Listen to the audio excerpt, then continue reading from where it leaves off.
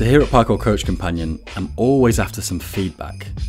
And after this episode, I asked Renae, what do you like about these episodes? What don't you like? What can you give me? And very quickly, and a little bit too quickly if you ask me, she said the intros are too long. And I was like, right, okay. Quite proud of my intros generally. So just to spite her, I'm going to play out the whole instrumental version of DJ Quick, Just Like Compton, and we can just sit back and listen to the music, and you'll have to wait to hear yourself and how you did on this podcast.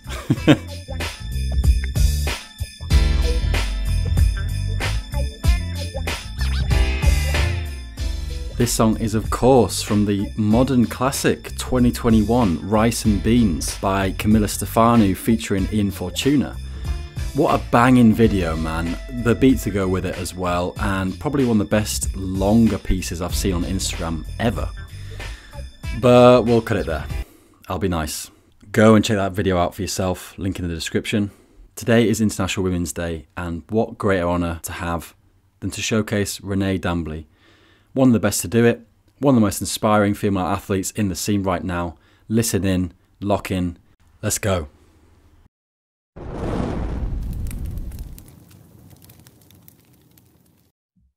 It might come up as Robert.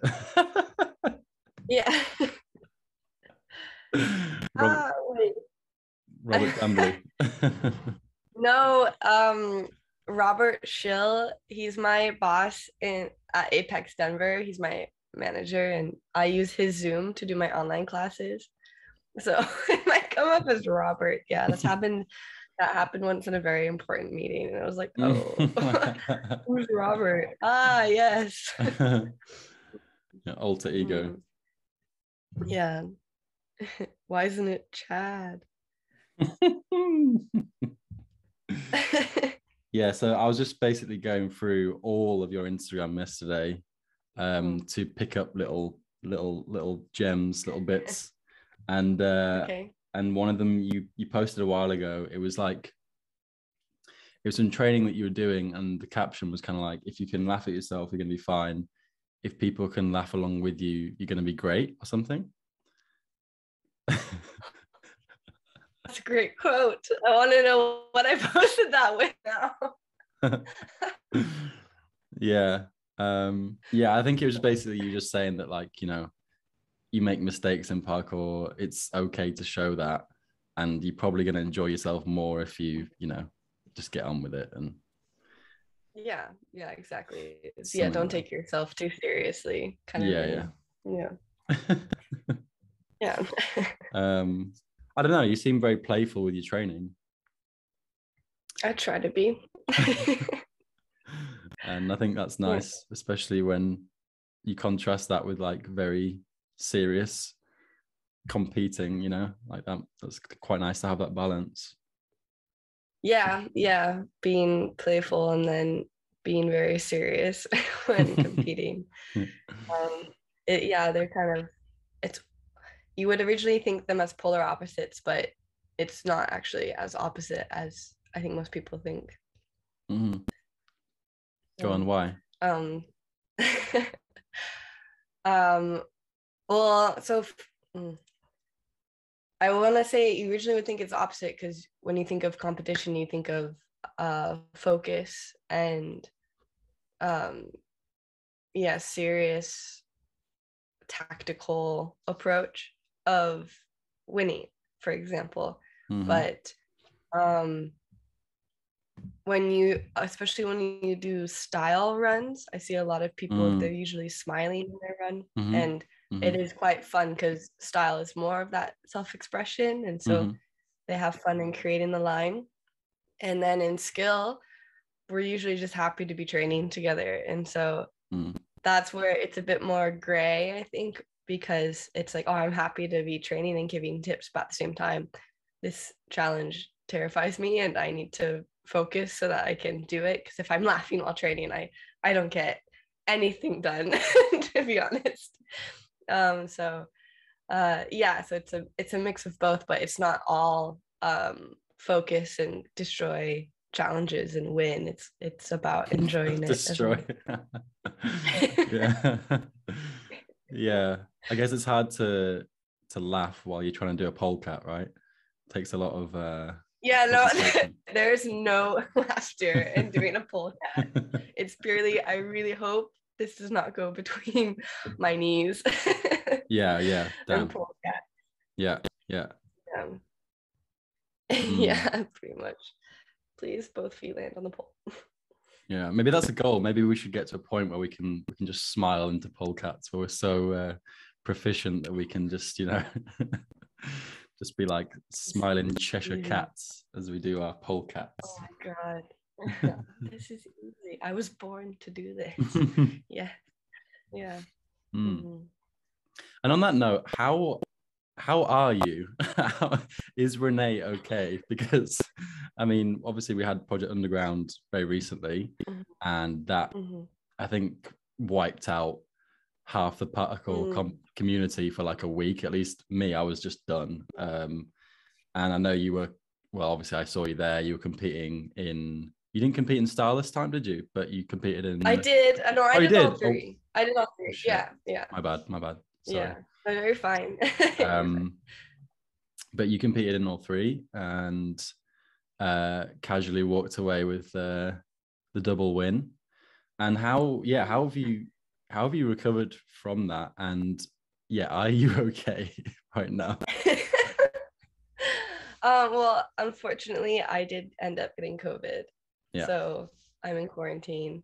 But my symptoms are quite mild. Like I have a very mild cough and whatnot. But I think during the weekend was the hardest on my body. Yeah. Because I didn't have so much soreness. The only place I felt soreness was my mid back. And I think it's just because my recent trainings has not been so much impact. And when you compete, you take a lot of impact. And if your body's not ready for it, it's gonna get sore. So my weakness was shown to me in my back. So I was dying quite a bit on Saturday. So after Friday. Yeah, I actually kind of got wrecked over the weekend. Because the anxiety of the event, of the fact that this is my first big event in 4 years. Oh, wow. I did Red Bull Al Andalus in Spain in 2020. And that one, that's a whole nother story. But in terms of like a triple category event, this is my first one in 4 years and since my shoulder surgery. So the anxiety of like, okay, big event, okay, competition, okay, COVID, like everything was, it really got to me. And I ended up having a migraine after qualifiers on Friday. Really? Yeah. And so like on the way home, I was like, Rachel, I need you to pull over. And it just was like having a time of my life on the side of the road. What? Like, yeah, so I got wrecked Friday. And like got back to hers, took a bath, went to bed, was like, oh my God. So that was like the intro into the weekend. I definitely was questioning my ability to pull through, but luckily felt fine. The rest of Saturday, got my nutrition under control. Oh, nice. And then was like, okay, what am I missing? And then just ended up with like some muscle fatigue in the back, and then general fatigue overall from competing. But the Friday was horrible, and then it got better, but I was just exhausted. And then but a Sunday evening I felt like I could keep going, so I came around and then came home and got COVID. So And just for the British listeners, when she says she got wrecked, it doesn't mean she got drunk. Because that's something we'd say. You mean you got like battered by illness essentially? Yes, that is a great way to put it. I have no idea even how to explain what wrecked means. The old migraine. You just felt it feels like you got wrecked by a train is I think where it came from. Like you feel like a train hit you. Yeah. So I think I think a lot of people felt like they've been hit by something after project. Damn. But yeah, I actually disclaimer as well, I got COVID as well, and I think Keelan got it as well, so it's kind of likely we picked it up from there, which is because Arthur got it too. Oh, okay. Yeah, I wonder how many people listening are like, oh yeah, I may have got it as well, you know. Yeah, oh man. But Rachel didn't. She said she's fine. Oh, good. Well, so, she's not tough. Everyone. She's tough. Yeah. She can. Yeah. She's stronger than COVID. But yeah, I wonder how many people listening are like, yeah, I got it too. I guess thankfully it's at that point where I guess people aren't generally taking it as seriously or as a major concern now, which I guess is nice. Because when my housemate got it and I got it, I probably brought it back, to be honest. But yeah, I mean, for me, it's been pretty mild too, just not the best sleep and just coughing everywhere and just being a bit of a potato, really. But yeah. Yeah, mine's even more mild than that. Oh, nice. Like I was sick maybe 2 days. Yeah. And then was like just a slight cough for the rest of the week. And but my energy levels are like almost back to normal. So yeah, like I don't think I could go compete or anything, but I definitely could go train. Yeah. Nice.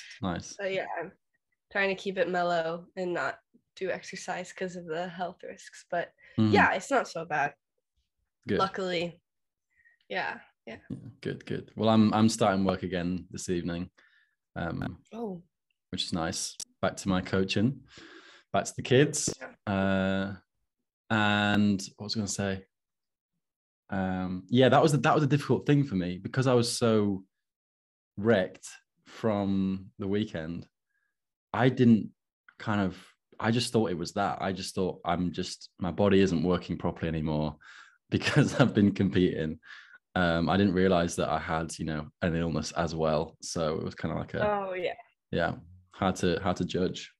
And just going back briefly, it's funny that when at the event, I knew you were coming, and I was saying to a few people, because I actually brought my mic. Like, okay, I've got my microphone here. I actually brought my mic and my laptop and shoved it in my bag, and I was like, it'd be really nice. I was saying to a few people, I was like, oh, Renee's here. It'd be really nice to try and interview her while she's here. And there was just no way it was going to happen. Like all the chaos and the tiredness and the focus. But we did. I was thinking, like, did we even talk? And then I realized, like, no, there was not really. There was one point where we were both practicing the speed, and we were up on top of the descent wall is. Yeah, we were both on top of there, and then I was like, are we allowed to go on top of that next section, or do we have to go around the side? And you were just like, yep, you can go on top. And you were just so like focused. I was like, yeah, all of us are stressed right now, aren't we? But that was I missed the warm-up and the explanation. Oh, okay. So, right. Yeah. This is where like I kind of screwed myself on the weekend because I missed style warm-up. So my style qualifier run ended up being improv. Oh yeah, and then, yeah. And then I missed speed warm-up and explanation. So I had like 5 minutes to be like, what's the course? I need to get like 2 run-throughs in. And then anyway, I was trying to butt in wherever I could. Like, are you going? Okay, I'm going. Yeah, so fair enough that I was quite like to the point. Yeah. It's like no monkey business. I don't know who you are. I need to run. Yeah, for sure. He's this random guy. No, it's fine. I think I definitely felt the stress for the style finals. So I was amazed to get through to the style finals. Yeah, congrats on that. Thank you. And I don't know their names, thankfully, but there were these two guys, and man, they were getting in my way the whole time. Like, they were occupying that same bit that I just talked about now. They were just up there and just chilling and watching and stuff. And man, I was sleep deprived. I was nervous as hell. And I ended up having a bit of a go at them. I was like, guys, like, you could be anywhere in this room. Why are you standing here? I'm trying to practice my run, you know? And I apologize afterwards. I was like, sorry, I didn't mean to be. I was stressed as hell. But also, funnily enough, the anger actually helped my run. Because I was kind of angry and like really in the zone because of that anger. It was just like really focusing me. And so I used that anger to then do the arm jump at the top. Nice. Which kind of helped. So in a weird way, they kind of helped me. Maybe they were like my like angels in disguise that actually helped me. So shout out to those guys. Thank you for that. It's nice you got to apologize to them. Yeah. I yelled at so many kids and I didn't say sorry to any of them. It's like, move, you're in my way, move. Oh God. Yeah, I was not very nice, especially during skills. I was like, you're in the course, leave. I think as a kids. Firstly, if like Liam or any of the team are listening, like, hand on heart, thank you so much for an amazing event. It was just unbelievable. Like, everyone has come off with a huge energy boost, a huge like dose of community love and respect. And so thank you guys so much for all your hard work. I think the only, like you were saying, I think the only criticism I'd say is being stricter next time with who can go where, because there were points where people were mid run or mid skill final and people getting in the way. And it's like, yo, like, what's going on here? But there was a lot of people. I don't think they were expecting that many people. There's only so much you can do. And but that's that is one reason why I tend to not be so like, hi, excuse me, like, we're doing skills right now, do you mind like going to the side or something? I'm very like, you are in the way, there's a competition happening, you need to leave. Because I feel like if you are more like to the point with people who are on the course, it kind of wakes them up a bit, like, oh, maybe I should be more aware. Because I feel like if you're polite and small, then they're like, they feel like they're still in the right. I'm like, no, you need to get off. So it's hard to control that, but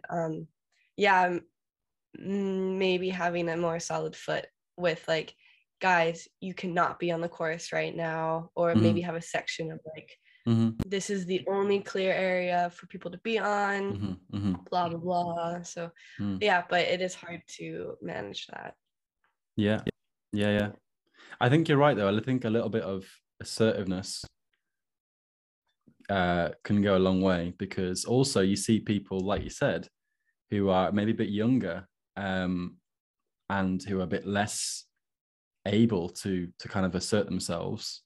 Some of the younger guys who were maybe 16, they've just entered the adult competitions, and because they haven't, they're a bit younger, they haven't quite found their voice, they haven't quite found their confidence, they people were getting in the way for them. And I feel more, less about myself, but I feel a bit more sorry for those guys that don't have as much of a stand in those circumstances, because they need the time. It's it's for them. It's for them. It's for us.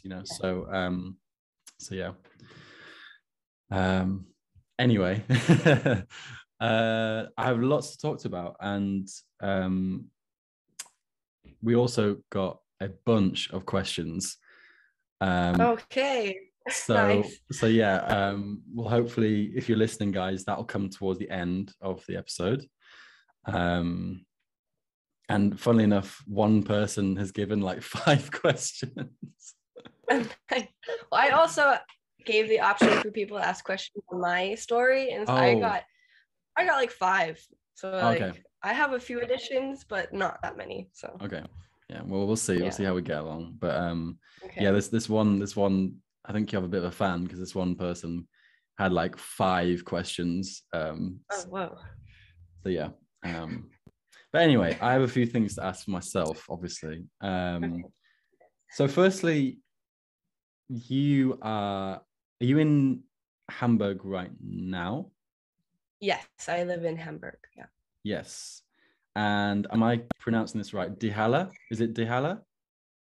Yeah, good. Yes. Yeah, Die Halle. Yeah. Yeah, okay, cool. Very well done. Good. So good. You've been there for a little bit of time now. And one thing that I wanted to ask you about was the coaching jam that happened recently. Oh, the coaches jam? Yeah, the coaches jam. Oh, yeah. So was that a big That thing was or? jam. No. So it was we have a new coach. His name is Ben. And he's also an Outlander. He's from Ireland. I know him. So we organized a jam Yeah. for all the coaches. We're like, hey, all the coaches should come to this to welcome Ben into the gym so he could meet as many of the other coworkers as he could. Yeah, it was a chill, like, yo, welcome to the gym type thing that we just put on. Yeah. Yeah, I actually met Ben in Norway. He came to nice. Yeah, he went to the Oslo movement gathering late last year, and he was injured then, but it seems like he's kind of back on his feet now. Oh yeah, he had an ankle injury, I think he told me about. But yeah, it looks like he's training again. So nice. Yeah, shouts to Ben. He's a lovely guy. We got on really well at in Oslo. Oh, good, nice. Yeah. And how's he doing as a coach then? Is he working there like full time or? His current role is helping with gym maintenance, so helping clean up and just keeping the space with a nice vibe. And he's helping. We're currently remodeling the gym setup, so he's gonna help out with that. But right now he's just shadowing coaches because everything's pretty much in German, unless you coach adults. So right now he's just shadowing. As from what I've been told, his coaching experience is not that high. So he's currently just shadowing, getting the vibe of the gym and seeing how things are run. And then hopefully he'll be coaching soon. But yeah, I actually haven't seen him coach yet. I'm curious. Gonna investigate. Yeah. And so tell me, what is coaching like there? It looks like an amazing facility. Do you coach there every day? Is it a full-time thing for you? Are you teaching mainly children? Are you teaching mainly adults? Just give me the lowdown on how coaching goes down there. Yeah, okay. So I'm one of the main coaches. I coach Monday through Friday. 2 to 3 classes a day. Okay. And I'm coaching all ages. So I have kids, teens, adults, and then I'm also coaching a women's class, and I also coach a functional fitness class. So I'm like always at the gym. Yeah. And the functional fitness class and women's class are actually 2 classes I introduced to the gym. I recommended. And they've been getting more popular. And especially the women's class is surprisingly getting more and more popular, especially with younger girls, like 12-year-old girls. And so I'm really excited to see that class grow. But yeah, the gym is currently developing a curriculum. So I'm helping with that design because I come from Apex Denver, and Apex Denver already has a curriculum. They already have a band system for levels and all this. In terms of like structure or content with coaching, I feel like Apex is a bit more ahead than Die Halle is. So I'm helping take what I know from Apex and giving it to the guys at Die Halle, and nice. So helping them kind of develop more structure in their coaching, which was actually a surprise because I didn't expect that when I moved here. Okay. So tell me about that's something really interesting to me, this idea of content and curriculum. We've talked about this a number of times on the podcast. Tell me what are the strengths that you've pulled from Apex then and brought to, what types of things are we talking about here? Okay. So for example, things like strength training and being able to spot when a kid or anyone is ready to go up to be considered the next level. Okay. And what strength body weight training can aid in that. So for example, for kids, even as kids, we're like, well, in my opinion, in order for you to be considered the next level, like level 2, I would like to see you be able to do 2 body weight pull-ups. Oh, wow. Okay. Yeah, like I think that's huge, and that's something that Apex has developed. So things like that I'm bringing into Halle because they think more about community and personal development and not so much skill development. So I'm bringing a lot in of like lingo, like QM, ground Kong. I know it's all English and they do have names. It's not like they don't have names for things, but it's just I'm bringing in more and more of like 180 arm jump tech and swing tech and showing people how to spot movement and stuff like this, because it just seems like some of that's a bit lacking. And because from Germany only recently developed a proper parkour coaching certification within like the past 2 years, and not all of these coaches have done it. So basically everything I've learned from my certification, I'm trying to now help out with the gym, and then we're trying to get our coaches certified. So there's a lot of things with skill development and fine-tuning technique that I'm bringing from Apex to this gym. Nice. So bringing in Renae, and you've got the best of both worlds. Yeah. And they do have really nice concepts of community, teamwork, and personal growth. So then I'm learning that from the gym. And how do they demonstrate that? How do they talk through those issues? It's more about events. So for example, they before Corona, they used to do I think monthly kind of like dance night, like disco night at the gym. Okay. There's a name for it. It's German and I forget it. I don't remember what it is, but okay. For example, so they would have this like monthly or weekly whatever gathering, and everyone would come out chill, and it was like a social night. And that's something that was new to me. I was like, oh cool, the gym has like a social night, and that's really cool. And is that with the students, with all the students? Yeah, from what I understand, it's like members can come. Nice. And it's just a hang out. Yeah.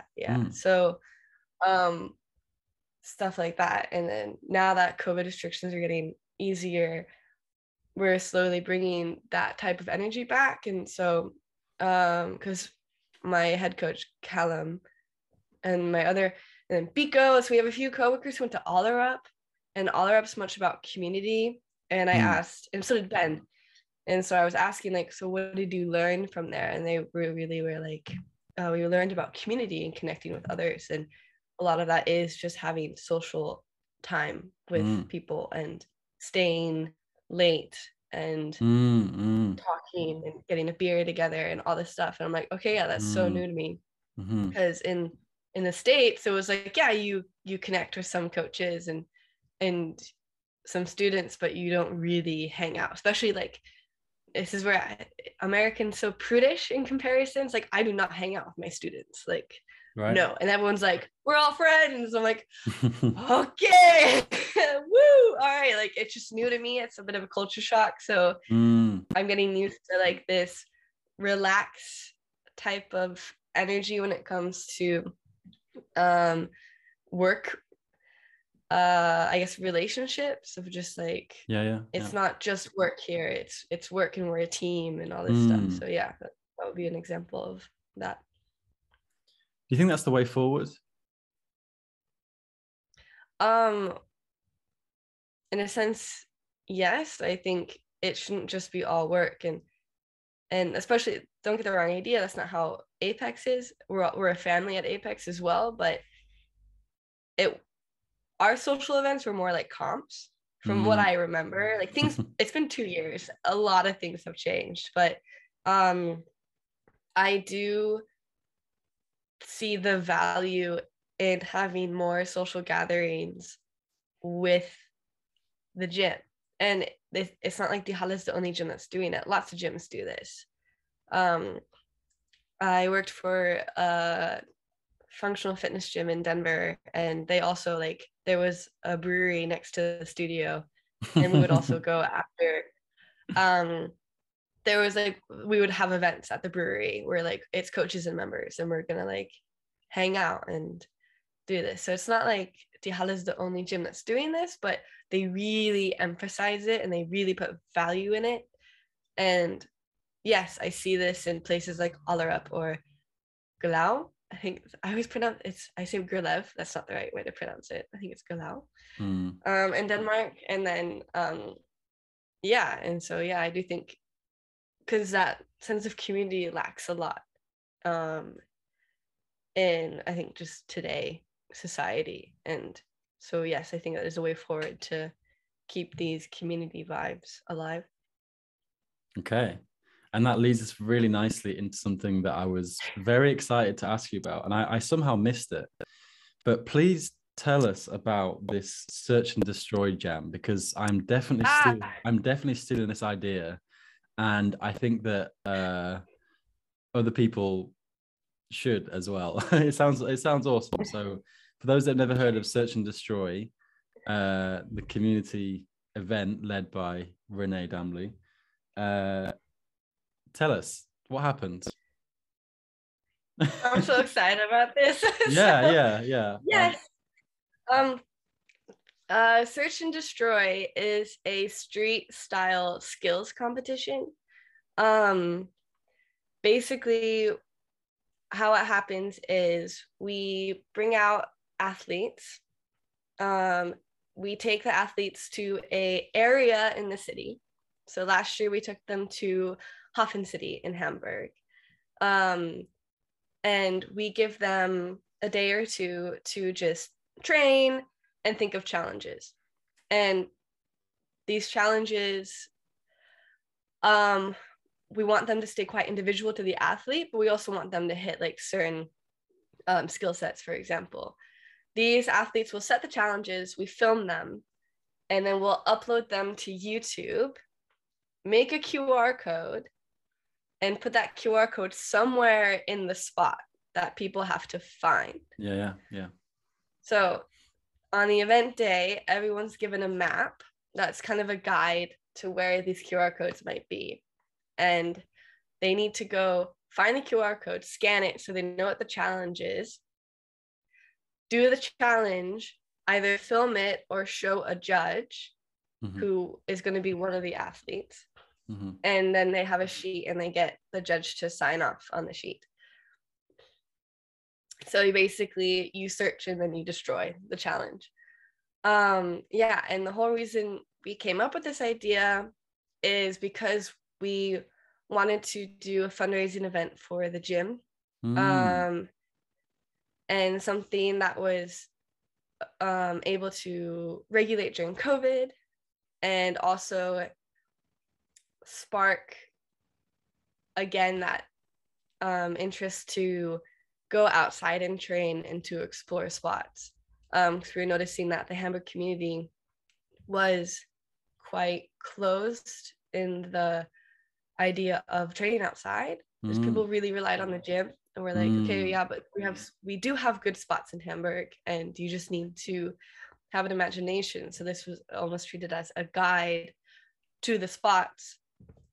Yes, and so we had beginner through advanced challenges. If people wanted to enter to win, they would pay an entry fee. If people wanted to just try the challenges, it was free. That's really nice. And yeah, so it was, we wanted to make it really friendly for everyone to give it a try, and not force people to feel like they needed to compete. So we had people who were very talented who were like, no, I don't want to compete, and they smashed the challenges, but they were like, I really don't want to, like, the pressure. And then we had some people who were like, I am taking the electric scooter to the next spot because I'm running out of time and I need to get as many challenges. And we're like, awesome, you go. Yeah. Kill it. So yeah, and then all the prizes were donated items from parkour brands or brands that support parkour in some way. So yeah, we were very thankful. We got actually, yeah, a fair amount of prizes, and so we're hoping that we can get that again this year. And yeah, so we really just wanted it to be a community thing and just, yeah, encourage outdoor street training. Yeah, so that's that. Have you seen the film Rat Race? Oh, yes, I think so. Yeah, but a while ago. It's an old one. It reminds me Yeah. of Rat Race, where there's like different groups that are all just absolutely sprinting to try and get the prize. Yeah. Yeah, Mm-hmm. all the shenanigans. So Yeah, I can imagine the electric scooters, and yeah, it sounds fun. yeah, yeah, and But yeah, bikes, and yeah, it was really funny. but I like that idea that you don't have to. You can do it for free if you don't want to compete. I think that's a really inclusive idea. That's really nice. I wonder whether Thank you. that could spread into other competitions, actually, the more I think about it, because I'm sure there are plenty of people that, you know, would like to try this or that, but don't really like the pressure of competition, perhaps. That'd be interesting. Yeah, because a lot of times people don't compete because there's that entry fee, and they're like, well, why would I spend £8 when I know I'm not gonna win? Yeah. So yeah, potentially, but yeah, that's also why we chose not to do prize money, because we're like, well, it's not about the money, it's about the training. Yeah. And so which athletes did you have as judges? Let's give some shout outs. Yeah, so last year we had Lisa Eckert, we had Rachel Gov, and Camilla Stefanu, and then we had Matt McCreary, we had Verki, Norman Lichtenberg from Ashigaru. Oh yeah. And Mark Bush from Ashigaru. That's a great lineup. We had a huge lineup, and it was a bit spontaneous because we invited like Rachel, and then Rachel was like, oh, I told Verki about it, and now Verki wants to come. And I was like, okay. The thing is, we were paying the athletes because we really want it to be an opportunity for them, people who want to make money being an athlete. So we're like, okay, we don't know if our sponsor can like afford to pay you, blah blah. Luckily, everything worked out. Thank you. It was like, yeah, but we kept having more and more athletes. And we're like, but yeah, so Verki was a last minute addition, which was crazy. And that actually got a lot of people more excited because he's quite popular, apparently. I didn't realize until I was like, Verki's coming. Everyone's like, Verki. Like, okay, yeah, then, woo. Also, yeah. So yeah, those were our athletes, and they said it was really cool because we had athletes of different movement styles, which was something we wanted to do. And so you had challenges that really varied in skill set, and it was really cool to see. And I also set a few challenges, but yeah, whatever. Yeah, so yeah, it was good. And it, as a first time event, it was quite a success, I think. And well, we were very thankful in the word of mouth that people were spreading about the event. And because I was like, I feel like 5 people are going to show up to the event, and that's going to be it. And then we ended up having over 70 people, and that was like, oh. So Really hoping that the word gets more out this year and we can have an even bigger event and stuff. Yeah. Yeah. There is an Instagram page for this, right? Yeah, there's an Instagram. I should move it. There's an Instagram page called Search Destroy Jam. Yeah. That has all the info, and yeah, and if you're interested in coming to the event, you can just go to that Instagram page and just follow it, so then you know when it's coming up. That's exactly what I was going to say. Yeah, you've taken my words from me. Yeah. So,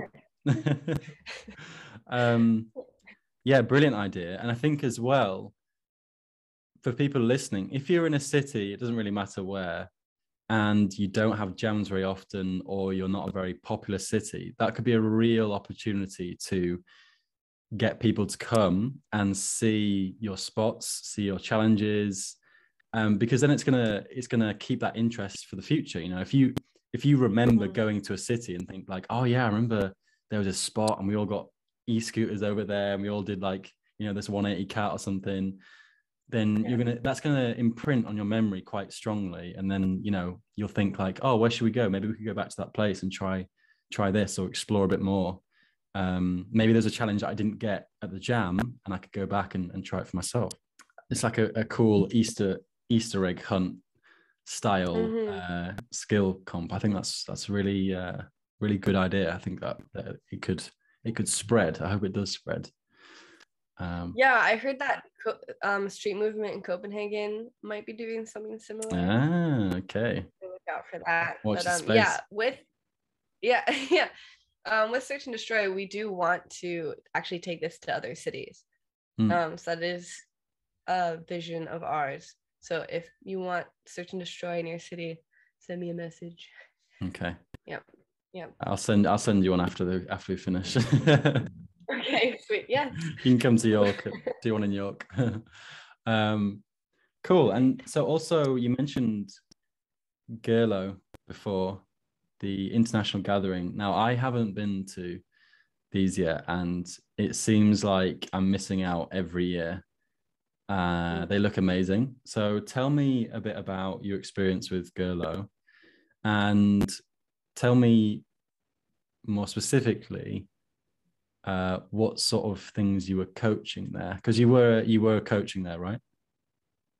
Yeah, I've coached there 2 years now. Okay, perfect. Yeah. So tell us a bit about your experience, and then please tell us a bit more about what did you coach? How did it go down?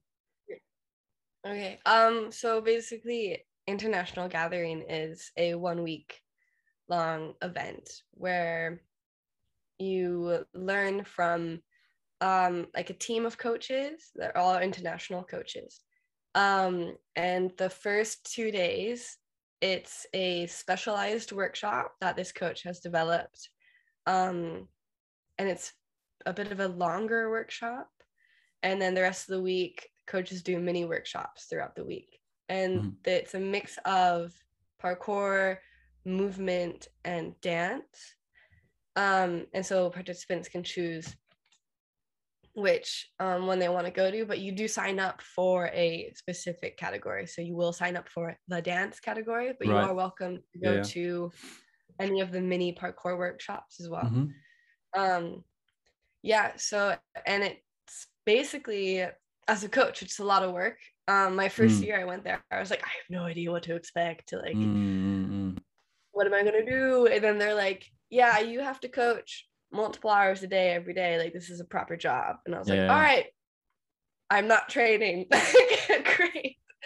But yeah, so it is a lot of work, but it's really fun, and it still feels like a holiday even though you're doing workshops. And they have this huge area where you have like a football field, a beach volleyball court. They have a sauna. Like, the sauna is a huge deal. A huge parkour park, and all this. So it's a big facility. And like last year we went high diving at some like coast location away from the event venue. Mm. Like it's so cool. It does feel a bit like a summer camp, but without the cliche of a summer camp.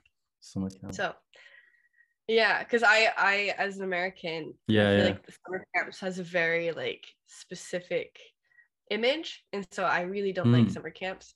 But this doesn't feel like that, and it's really enjoyable. Yeah, so basically the first year I went, I taught a workshop on spatial awareness. And I had participants practice doing things with their eyes closed, practiced touch and kind of feeling your space around you. It was a concept workshop, but it ended up being quite successful. I was really nervous about it because it was a bit of a head game for me. And then the second year I did a workshop on descents. And that was a big success too, because I got beginners who never thought they could do a descent doing descent. And lovely. Not like massive like parking garage descents or anything, but like start breaking it down so that if a descent is something that they've looked at and been drawn towards, they can now start piecing it together. So I did a workshop on descents for my second year. Yeah, and that one was good too. So and then we do mini workshops. For example, we'll do a beginner's workshop, or we might do a workshop on tic-tacs, a workshop on climb-ups. So there's mini workshops here and there. Yeah, and then we also do an acrobatic workshop, so people can work on their flips and things. Yeah, so that's pretty much it. So week of coaching, you do one big workshop, and then you just kind of fill in pieces here and there, and coaches do get, I think, one day off. Like we interchange, like I might get Tuesday off, but then Nico will get Wednesday off, for example. So we do have an opportunity to take, I think, 1 or 2 workshops if we wanted to. Yeah, and then we do on Friday or on Saturday, we do an activity together that usually gets people out of their comfort zone. And then yeah, there's always free time to go do frisbee golf or stuff like that. So it's a good event, and if you're not going, you're missing out. So I'm just saying. Like, yeah. Well, it looks awesome, and I plan on going at some point. Good. You should go this year. Yeah, when is it? It's summer. August. I think it's the first week of August. Or maybe the second week of August. It's in August this year. Okay. Yeah. Very nice. Very nice. It sounds intense. Like you said, it was a bit of a head game. How did you manage that? Well, you can work with another coach. So always, if you have questions, you ask your other coaches, like just if you can bounce ideas off each other. So for my descent workshop, I just quickly reviewed it with like Nico Van Hode, because he was doing swings, and I was just like, yo, here's my breakdown of my descent workshop. Like, what do you think? Am I missing anything? And then because we can do this, it just makes it a whole lot easier because it's like peer reviewed type thing. Yeah. But it's but I'm someone who I'm not quite extroverted, but I'm not quite introverted. So sometimes I get energy from being at social events, and sometimes it drains me so much. And unfortunately, coaching workshops just drains me. So then it's a bit of a head game, because I'm like, I just want to go to bed, but I should really like hang out with people. I'm really tired. So that's why I just don't end up training, because I'm just trying to like talk to people and meet people, and then I can't focus on training. So I guess that's where the head game part comes in. But some people can socialize and train and kick ass, and like, hell yeah, you go. Yeah. So.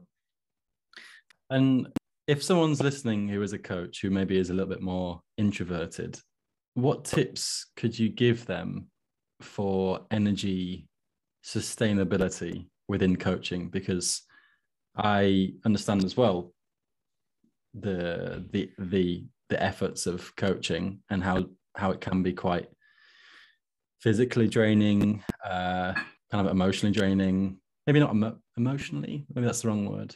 Kind of intellectually draining. I don't know if that's the right terminology, but could you give any, if you have any tips, could you give any tips for those sorts of people who are getting into coaching that you can think of? The first thing coming to mind is just take time for yourself. There is time to go and just be alone. And if that's what you need, then you will have time to go do that. So if you need to take time for yourself, take that time. So then you can be present for the social events, and then just, I think, try to be as present as you can, but don't be afraid to take a step back. They're really like, the community is really welcoming, and they'll understand if like you're like, I just need to go nap. I'm like, okay. And you can also like choose to I would say see if you can try everything there. For example, we have a morning assembly, but if you're not feeling it and you feel drained, you don't have to go to morning assembly, and you can just stay in bed. So that's why I'm like, it's not so much summer camp vibe, because we're all adults, and it's like, if you miss morning assembly, you're not gonna get smacked on the hand for that. If it's not your thing, it's not your thing, and you can join us for our workshop when the workshop starts. So that's where it's, I would just, don't be afraid to do that. And more generally then, would you say a similar thing? You know, if you're someone coaching quite regularly, would you say that it's important then to prioritize time for yourself, you know, when you get back home or whatever? Like, do you think that's valid as well for normal day-to-day coaching? Yeah, I think so. I think it's important to self-reflect and see what works for you and what doesn't, and just make sure that you're doing what you need to in order to have energy and be ready for the next session. I've been really getting into baths recently. Oh god, baths, oh my god. Yes. Just basically finished work, come home, don't speak to anyone, run a bath, and just lie there, and it's doing me good. It's good. Good. I'm glad you've discovered the beautiful healing values of baths. I also take baths regularly, like almost every night, but I also play video games, but not even video games. It's like a game on my iPad. And so I'll come home and I'll have dinner, and then I'll just play this game for hours, and then be okay, I'm ready for bed now. What game is it? Okay, it's go on, do it. Be brave. Be brave. It's Genshin Impact. I've heard, is that an RPG type game? Yes, it's an RPG, and then I think the terminology is, it's a gacha grinder game. Basically, there was a meme about it. It was like Genshin Impact, more like impact how much I go outside. Just like it is a vortex of time. And so that is the game I am playing. So, okay. Yes. Well, if it makes you feel any less embarrassed, I recently bought a game on Steam called Mini Metro, and it's awesome. Yes, I know this game. Have you played it? No, I've played the other version called Mini Motorways. Oh my god. And it is like, that's also a time vortex. Yeah. Yeah. So at the moment, I'm just sat, just like focusing on how to connect different trains, and for some reason, it really it's kind of relaxing and focusing at the same time. Yes. But it's beautifully designed. It's all really minimalist, and I've just been kind of you know, keeping track of this whole Russia-Ukraine thing, and just to like take some time out, I'm just going to connect some trains together. Yeah, I definitely play You Genshin know? Impact as for escapism. Yeah. 100%. I need to Genshin. go to a different world. Okay, great. Yeah, That's definitely. nice though. I think we're in safe hands, Renae, because I think there's plenty of people in the parkour world who like games and enjoy that sort of Yeah. thing. So Yeah. hopefully. I'll prioritize a couple of things from my list and then we'll go into the Okay. questions. Yeah. Okay, yeah. I mean, didn't you do like a 3-hour talk with Callum Powell? Do you want to try and beat that? No. Oh God, no. No. Yeah, it Just was. saying, is time really limiting factor? Well, not for me. Not for me. I don't start work till like 4, Okay. so I'm very free. Okay. No, that was amazing. That was honestly having Flynn and Callum in my grasp for like 3 hours was like, without being too dramatic, was like one of the highlights of my whole parkour life. It was wonderful, and I think it was a really good talk as well. We went through a lot of different topics, and those two were kind of bouncing off each other really nicely because they were in the same room as well. It wasn't like kind of awkward Zoom heads, you know. Yeah. It was like they were there sharing a beer with each other, and I was just here, you know. Nice. So, but they've actually done, shout out to Stora and Callum. They've actually just released another episode with just Callum interviewing Flynn, and it's 3 hours as well. So they've done like round 2, you know. And Yeah, Flynn is like absolutely on point in the whole thing. So I'd highly recommend listening to it for you, Renae, and for anyone listening. It's really, really good listen. Okay, yeah, I'll check it out. Anyway, let's carry on.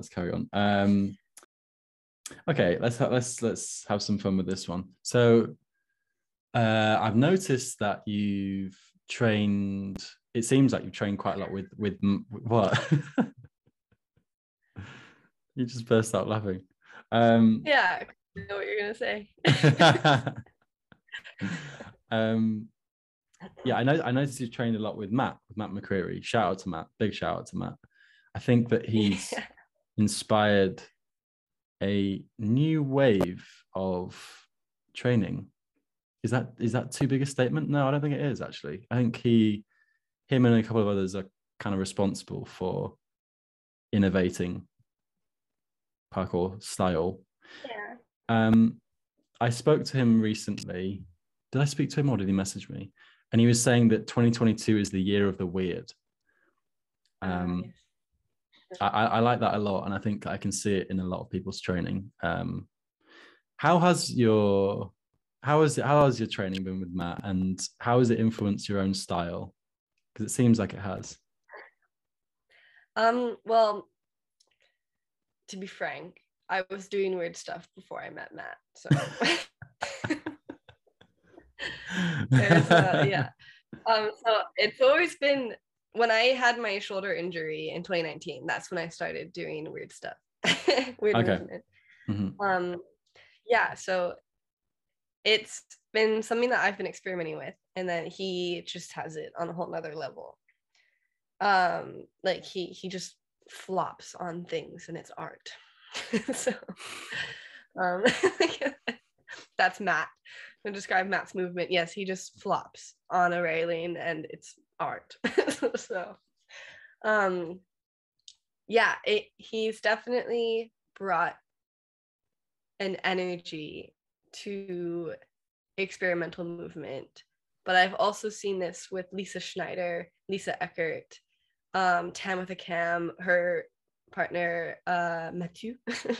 So it's like, it's definitely a thing that's been going on, but it's getting more popular now, and I think it's because partly people are getting bored with traditional movement. Mm-hmm. And now they're seeing this other opportunity. Like weird rail flow has been happening for years. Long time. And it used to be quite like looked down on. Like I remember talking to a friend of mine who trained, and we were, oh my God, when was that? 2016, a long time ago, and she was really into rail flow, but she got made fun of for it, and now rail flow is cool. So it's just interesting to see how this has progressed. And yeah, so with these athletes who are getting more popular because of their unique style, yeah, it definitely is creating more of an inspiration and motivation to then try these different movement techniques. Like, how many different ways can I move through a little rail slot? Like, how can I move through that and make it look smooth and cool? And yeah, so definitely training with Matt has further encouraged the experimentation, but I think we both kind of get ideas from each other. For example, I really like toe hangs. And so Matt has now taken toe hangs from training with me, and he's putting a lot of toe hangs in his movement. And then I see him go through a lot of small spaces. And so then that has further encouraged me looking at small spaces and being like, how can I go through this space? So we've kind of bounced off of each other with different unique techniques that we like to do. But yeah. Nice. Yeah. It's nice to hear how confident you are that, you know, you're in charge of this movement, really, not Matt. Yeah, it's not just Matt. There's a lot of people involved over here. Just because he has more followers, it doesn't mean he was the one doing it. Did it stop recording? Oh, yes, it has. That's not good. I think I nudged it. Nudged it. Hold on. Zoom is still recording. Yeah, it's it's Audacity. I used another program to record. Oh shit. So it was Genshin Impact. It's like, is it for? You got it for iPad. How big a game is it? Is it a deep game? Yes. So you can get this game. All right, I should get sponsored by Genshin Impact. Okay, by me, which is the developer. They should sponsor me, because this game is on phone, iPad, computer, PS4, PS5. Wow. I don't know PS5, but definitely PS4. PS5. And I'm like, it's on all console. I don't know PS5, but the only thing is that, like I said, it's a gacha game, so it's easy to then, it's for free. It's a free game, but if you want to progress quickly, you do need to put money into it. And that's where I draw the line. I'm like, I'm not spending money on this game. Fuck you. Yeah. So excuse me. You're allowed to say it, it's fine. Okay. I'm not recording, or am I? Oh, good, great. Mine still is. Yeah, so that's Genshin Impact, is that it's, and I found out that you can play on the iPad with a controller, and that's when I really lost all the time I ever had. Oh, like a wireless, like PS4 controller or something? Yeah. Ooh, very nice. Yes. So you're just there in the bath, just like going ham on Genshin. Oh my god, I haven't tried in a bath yet, but yeah, I have this space in my room is like my comfy corner, and this is pretty much where I've been for the past week in quarantine. Yeah. Playing my game. They're like, all right, this is all the hours I have now to put into it. Time to just eat snacks and play games. Yeah. Yeah, man. Similar to me, I bought the mini metros for like £1.50, and I've already spent like 10 hours on it or something, which is impressive. It's good fun. Yeah. Right, I think we're getting there. I've just been multitasking while you've been exploring Genshin with me. Hold on. Okay, I'm back in business.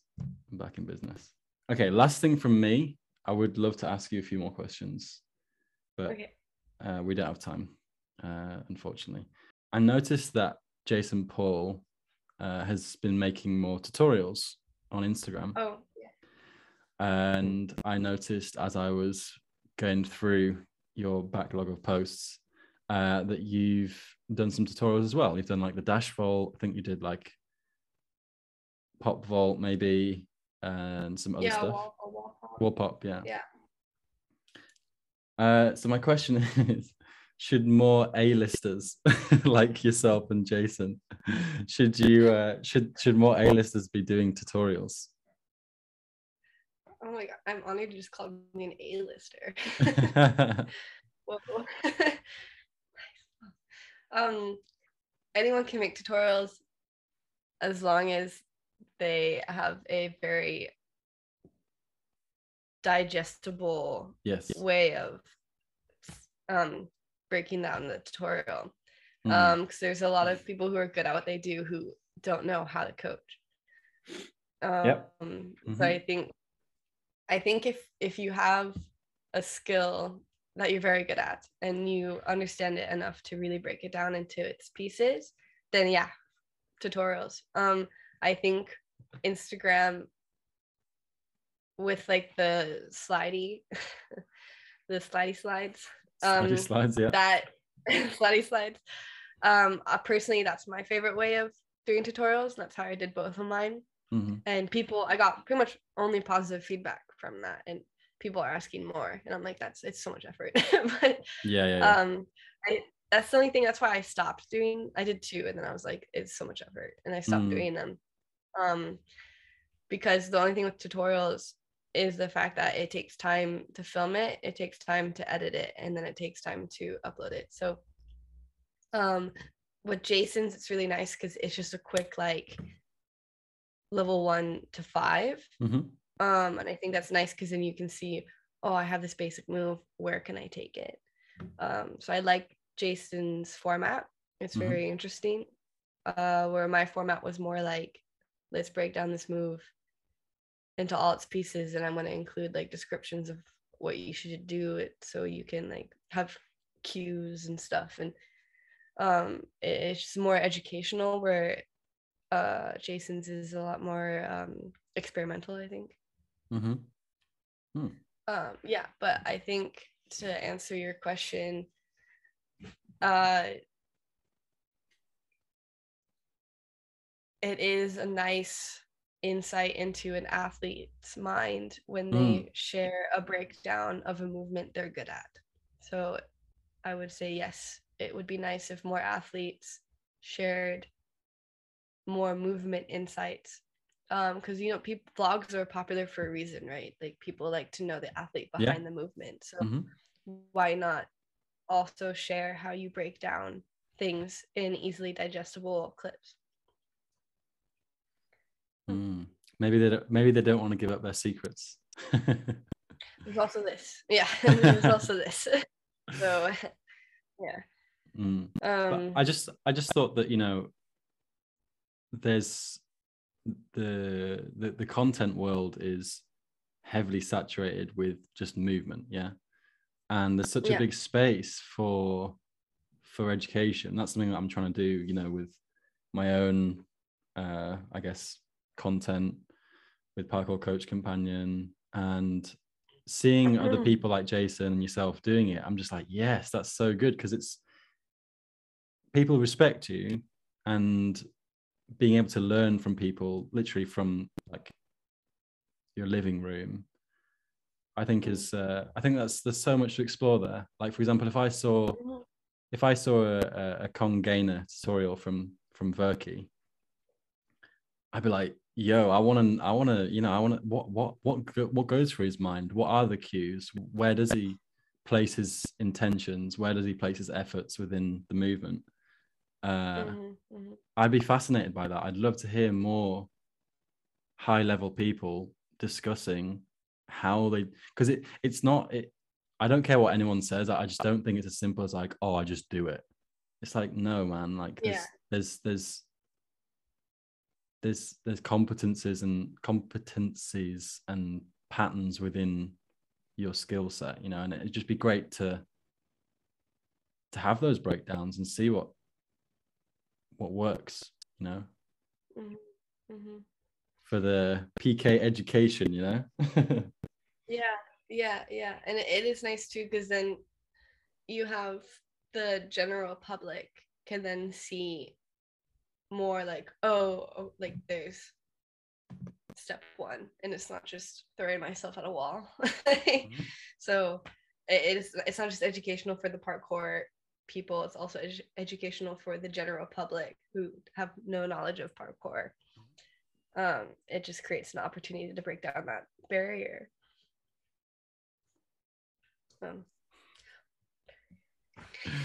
Yeah, like Dom, make a front flip tutorial. Yeah. How like, yeah, your body is very different than the rest of ours, but like, yeah, what goes through your mind? I'm sure he's done it. Yeah. Has he not done it? I don't think so. How? Yeah, I guess I'd be curious because he does front flips in weird places. So it's like, how Yeah. do you decide you can front flip this? But it might just be like, I saw it, I felt it, and I did it. Speaking of which, did you catch that another young French guy has done the vortex at Manpower? Yeah, but he body slammed the gravel. Did he?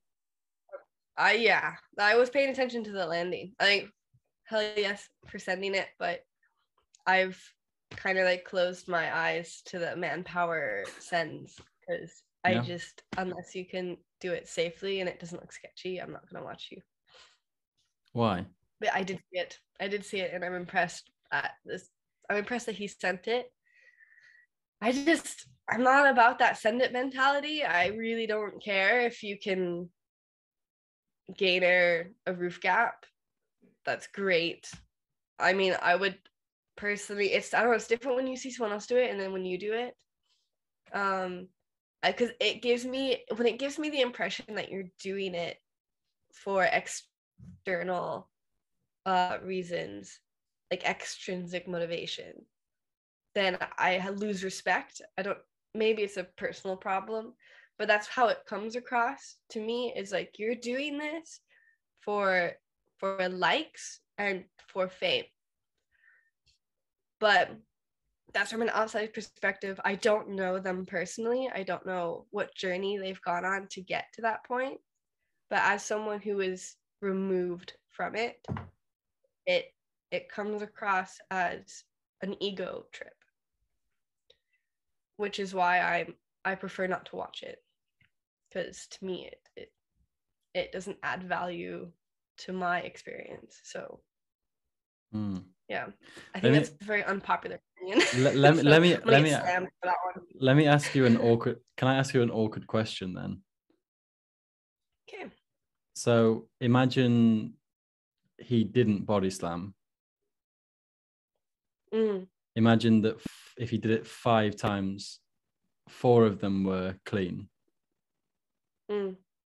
How would you say that it's justified then? Like, basically my question is, I'm not saying I'm not saying I disagree with you, but I'm saying, if someone was going to do a big send like that, can you do it, with the internal motivation? Is it possible? Oh, it's totally possible to do it with intrinsic motivation. That's why I was saying, like, I'm removed from it. I don't know him personally, and this might be like his life goal, and it is truly for himself and not for the attention. Like, this is what I'm saying from the outside. I see this. Yeah. I don't know him, but so it is completely possible for him to be doing it from intrinsic motivation. But if his landing was cleaner, I would be more impressed by the technique, but also I think I would remain with the fact of, like, I don't know, it's just like, it still doesn't add to my experience in parkour. That's not something I value. I don't value the send it. So when people are sending it, like Dom's front flips, every time he does a front flip, it's like, okay, Dom did a front flip. He's very talented at this. It's impressive. Am I like, oh my God, wow, Dom? No, I'm not. Because it's not something I value. But when I see Tam doing a really techie, really like smooth connected line that's small and has like little to no consequence, I'm very much more like, oh my God, that was so amazing, because that's what I value. So I hope that answers your question. Yeah, I think it's a really interesting kind of topic. Yeah, I feel like I could dig deeper into this, but I don't think we have time. So I think we should go to the the Instagram Q&A. Right. Okay. So are you ready for this? Are you ready for the onslaught? So let's visit a young man called Adam James, who was asked 1, 2, 3, 4, 5, 6 questions, actually 6. I think in fairness, let's just rattle through these fairly quickly, because that's thank you, Adam, but that is a lot. First one, I think he's saying this tongue in cheek. I hope so. He said, could your skill final turn have taken any longer? It could have. Yes. The answer is yes to that one. Yeah. The answer is yes. It could have easily taken longer. Okay. I could have taken all night if I wanted to. You're lucky I didn't. Are you hearing that, Adam? He put a wink face afterwards. I don't think he was being too serious. His next question was, does Renae have any goals for parkour, e.g. sponsorships or type of parkour work? Okay. This is a longer answer now. Goals in parkour for work stuff. Let's see. So I've really enjoyed being a freelance international coach. So, for example, being invited to international gathering or places to coach workshops. I would love to do more of that. I think I get the most joy out of doing those things. A sponsorship, yes, that's totally a goal of mine. I want to take more time to compete, actually, or to create content, for example, like tutorials. But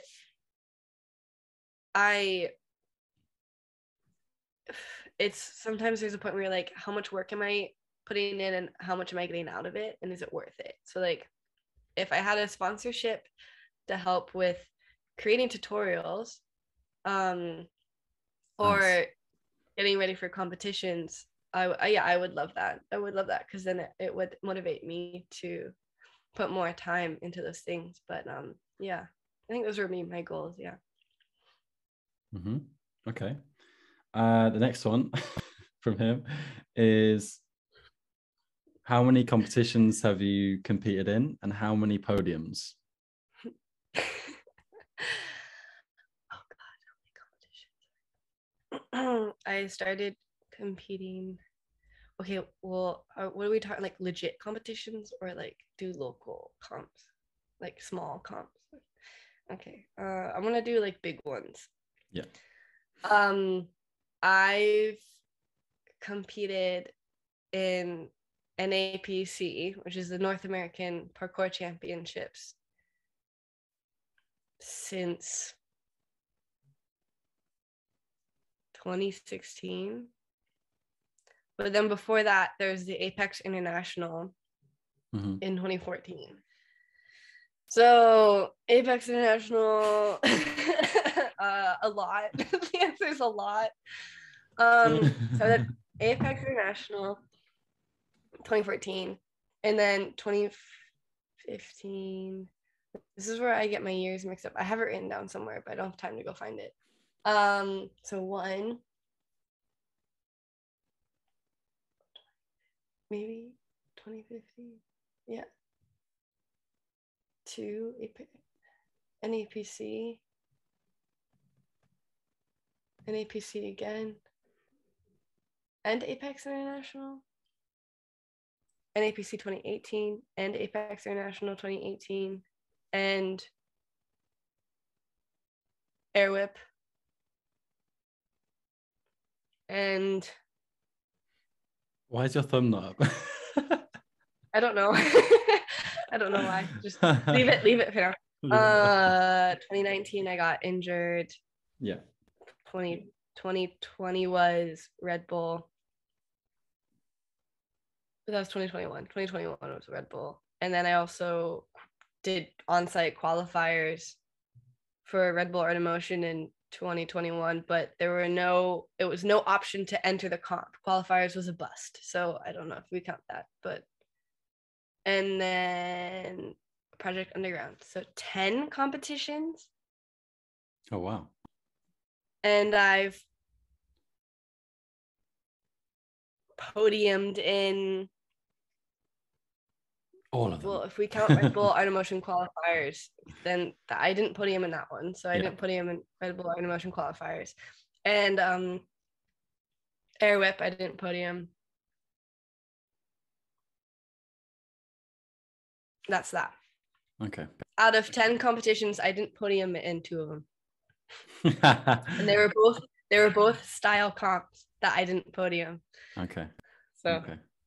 Yeah.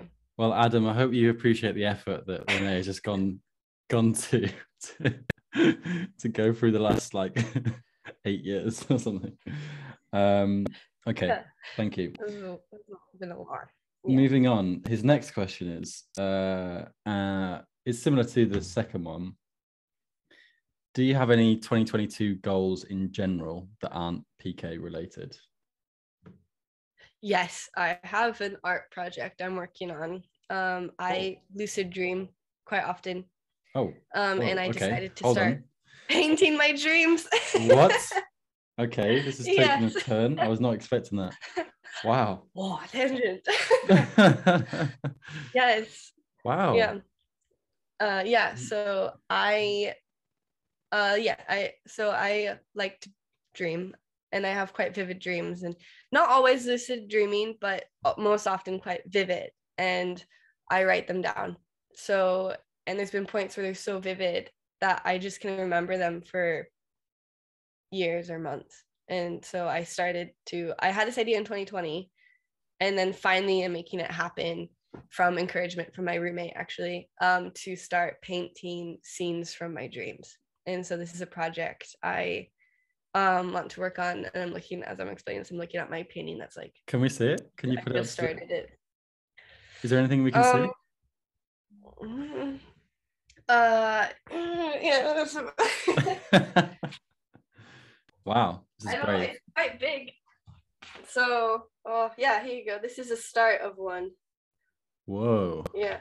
Is that like a giant in mountains, and then you have this shadow creature, and then this is supposed to be a village down here. Yeah, I just started it, so bear with me. Oh, cool. Yeah, that's fun. So for people listening who aren't on YouTube right now, Renae just pulled up this little piece with kind of like a mountainous backdrop and some giant dark figure in the background. Very ominous. Yeah, that was wow. And that's not exactly how I saw it in my dream, so I'm experimenting with compositions to see how I can make it. But that's just one image that I'm going to work on. So yeah, that would be one of my 2022 projects that's not parkour related. Wow. Well, I'm kind of annoyed you said that, because that could be like I would love to talk about that whole thing right now, but obviously we can't. It's a fascinating topic. Yeah. We're gonna carry on. His next one is favorite people to watch, maybe top 3. What did he say? Top 3, top 5 male and female. Oh, that's quite a lot. Just okay, to put it briefly, who are some of your most watched people? You've already mentioned a few friends as well already. Yeah. So Tam, obviously, Tam from Montreal. Mm-hmm. I really enjoy watching Camilla Stefania. Mm-hmm.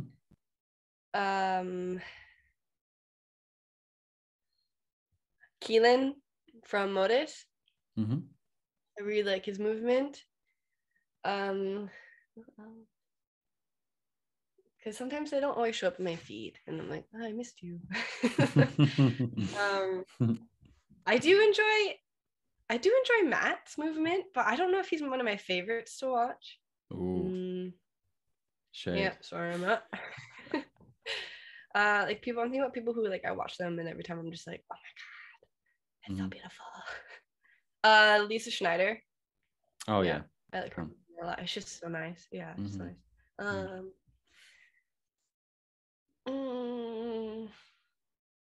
I think that's fine. That's fine. Yeah, probably go with those people. That's all I can think of off the top of my head. That's fine. And his next one is favorite parkour groups and groups you miss, e.g. Brewman. Brewman, yeah. Who are some of your favorite parkour groups? Favorite parkour group. I don't really pay attention to parkour groups. Oh, really? I should. Yeah, no, I'm awful. But people who I think are progressing the sport, probably Stora. I'll probably go with Stora because they're just constantly like upping the game. I feel like I don't even know. There's so many groups now. I don't even know who are groups. I miss Merm. They were a Colorado group. Yes. Of Dylan Baker, Brandon Douglas, Knox, and they were so cool. And so sick. Like Dylan started the descent trend or whatever. Like and I miss Merm. Yeah, I miss those guys. That's a good one. That's a good one. Yeah, so I guess Stora would be my favorite, and then Merm would be the one I miss. Cool. Okay, that concludes the barrage of questions from Adam James Parkour. Thank you, AJP. Okay. We're going to move on now to a user and friend of mine called CJP_PK. He asks, how much wood would a woodchuck chuck if a woodchuck could chuck wood? I think the answer would be a woodchuck can chuck as much wood as a wood could chuck if a woodchuck could chuck wood. Okay, next one. We have a question from Alina.kps. Okay. She says, do you enjoy coaching and what are your favorite methods? Oof, big question. Thank you. I love coaching. And my favorite methods is games. There's a lot of methods, but I really enjoy incorporating games into coaching. Could you give us one quick example of a game that you enjoy?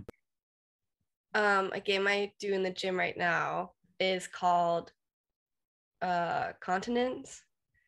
And you have a certain area, it's not too big, but you have multiple obstacles. So railings, small landing spaces, boxes, it's all quite low. And then you have a instruction board that everyone can see. So everyone starts on an island, and the goal is to collect as many continents as you can. All the obstacles are continents, but the instruction board tells you how you're allowed to move through space. And this game is supposed to help people work on sticks and jump connections.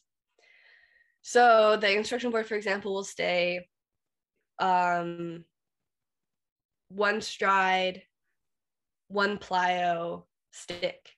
So then you can only do a stride, plyo, stick.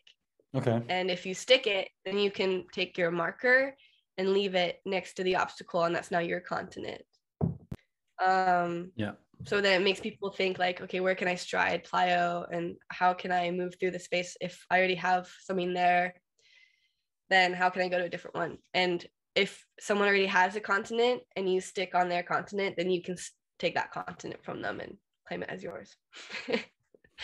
So that's a game, for example, that I came up with that helps with that movement practice. And it's quite fun, and you can play it with all ages. And yeah. Nice, really nice. Thank you. Yeah, I like games. Thanks to Alina for that question. The next one is by Alfie Laxton. Alfie is a young practitioner from Manchester, I think, who competed for the first time with some of my students in the project, which is awesome to see. So yeah, thanks, Alfie. He asks, who inspired you to start doing parkour? My brothers. I have two older brothers. Mm-hmm. And they started taking parkour lessons with Apex. Mm.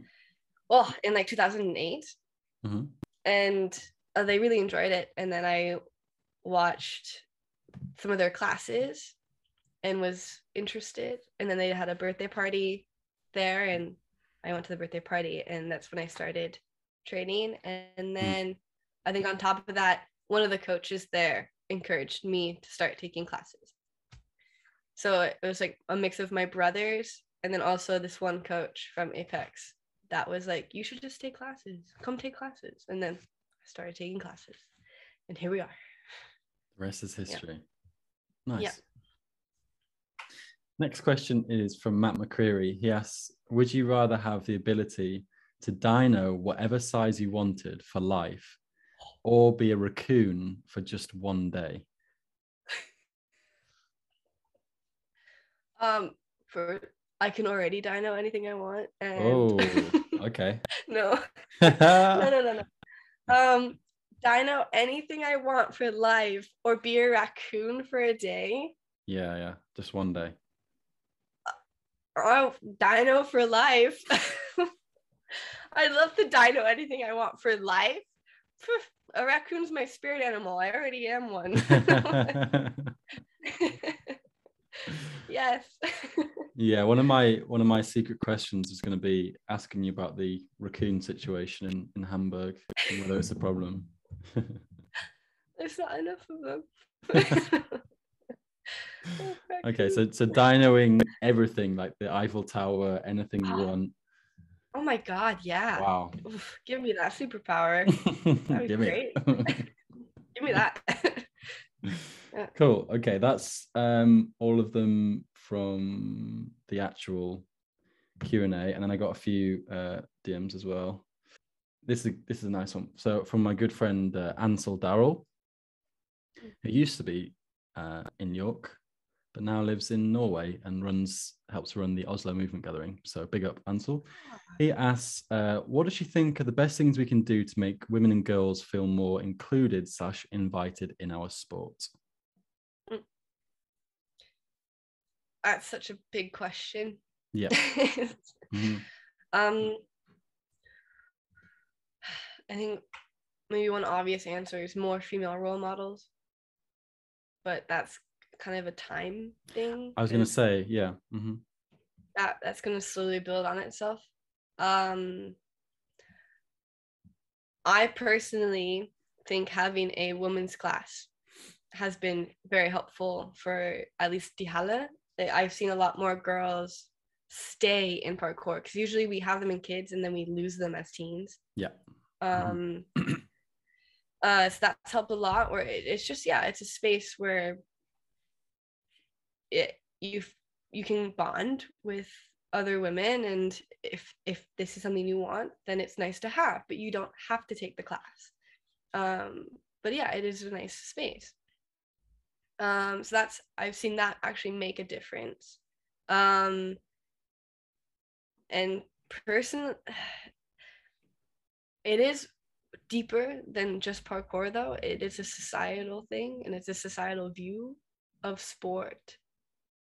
So that's where there's so much we can do as a community, but truly you won't see, I think, a huge change unless how society views sport changes. So I think, honestly, the equal prize money was great to see that, because then I felt respected as an athlete. So, and then if I feel respect, I'm sure other women feel respect. And I think that's the biggest thing of just showing respect to practitioners who identify as a different gender, and just being a respectful person. Because but a lot of the times it's not just parkour, it's something deeper than that. And so yeah, for sure. but yeah. Yeah. And I think highlighting movements that, this is more an observation, not like we should do this, but I've seen that as the funky technique, flow, movement style is being more highlighted and having more value, that is something that I see women more drawn towards. And so now that that movement is being seen as cool, it's trending. More women feel more comfortable doing that movement, because sometimes we feel like we have to be more manly in order to be more respected. But now the more feminine style is being seen and respected. So then you get more women who feel more encouraged to move and come in. But yeah, I think creating these safe spaces and just practicing respect towards people and teaching respect towards others, especially to teens and youth, are going to be what we can do right now. Yeah. Okay. That's all I got. Two things quickly from me. Firstly, I'll take this opportunity to say thank you for being a role model. I think you do, for me, you do represent someone in that position. So thank you for doing that. I think that the power of what you're doing is probably far greater than you realize. So good stuff. But also my second little thing that popped into my head was, imagine you're a male coach and you have loads of kids that come to classes. Do you think it's right for a male coach to lead and run a girls only class, or do you think that should really be for for female coaches? I think it's better if it's a female coach. Yeah.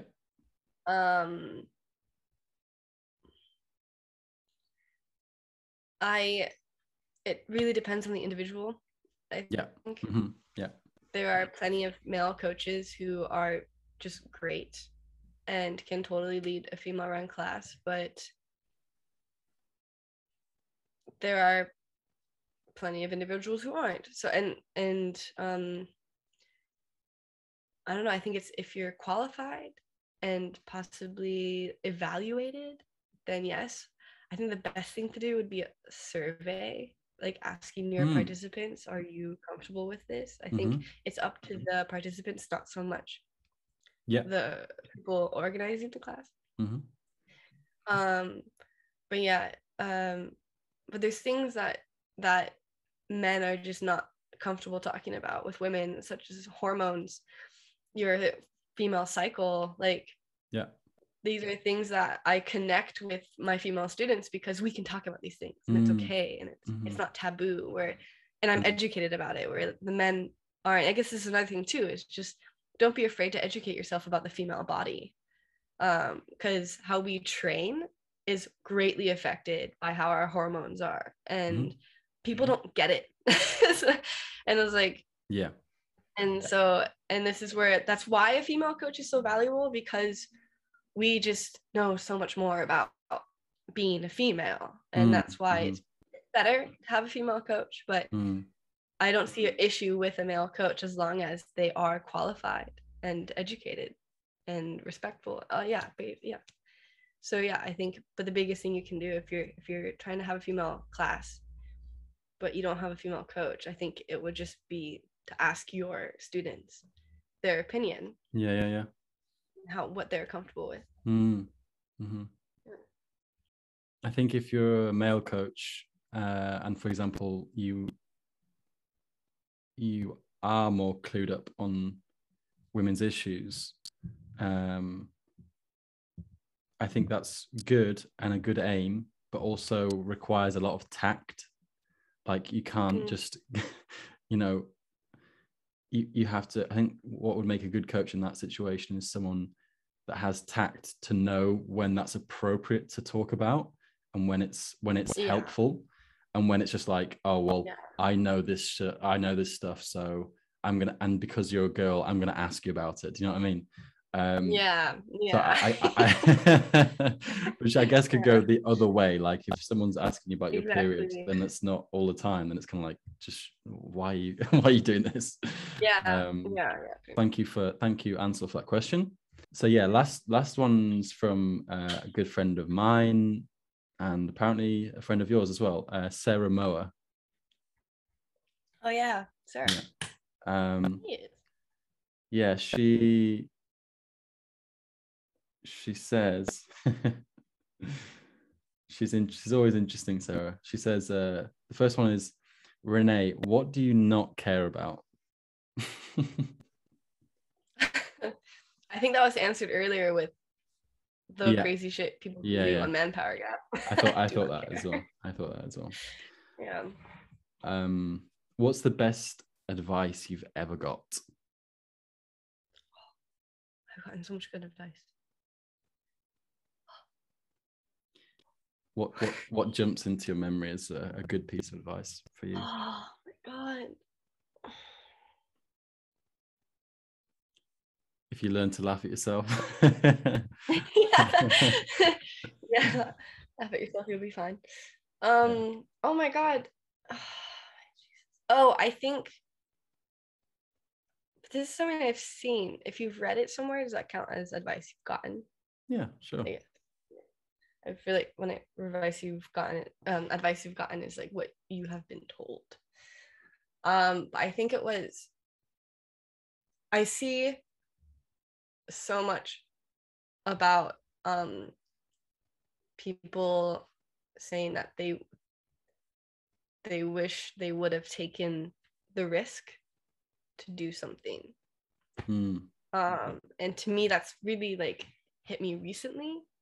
Like that's part of the reasons I went to Project Underground. I wasn't gonna go because I was like, COVID and stress of travel and meh.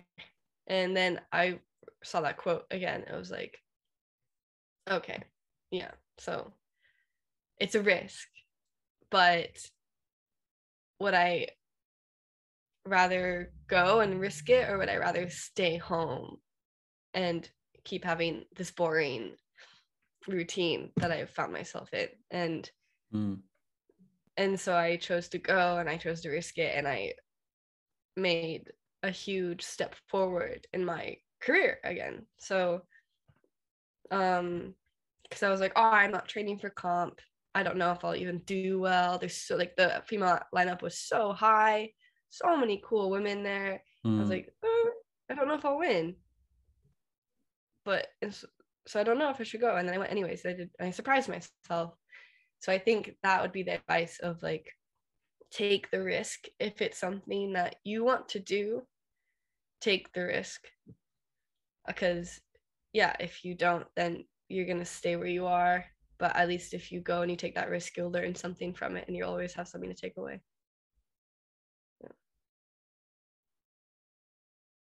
On the flip side, she asks, what's the worst advice you've ever got? Send it. Worst advice?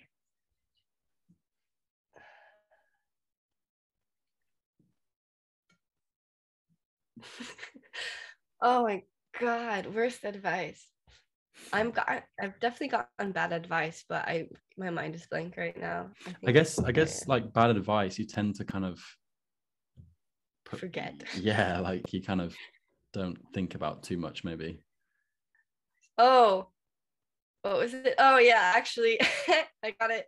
I wasn't feeling good, and it was during Project Underground. This was recent, and then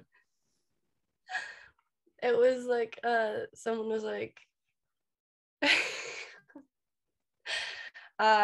someone about like, don't sleep, like don't get rest, just push through and you'll sleep when you're done. And I thought that was awful advice. I was like, no, you should rest. Like, sleep when you're done. What? Sleep when you're done. No, if I have time, rest. Yeah. I just thought it was awful advice. I just looked at them. I just didn't reply. I just ignored it and was like, all right, so Where's food? So I thought that was bad advice. So That's terrible advice. Who is this cretin? Who is this person? No, we won't name names. We won't name names. I don't want to name them. No. Hopefully they were joking, but if they weren't, that's I think they were joking. Wow. I think they were joking. I'm gonna talk to them about it later because now this brings me up. Because later they're like, you always hate my advice, and I'm just like, yeah, because it was dumb. Maybe they're trying to wipe you out. Maybe they're trying to get rid of you. I don't know. I don't know. I want to talk to them about it. They're gonna listen to this podcast and be like,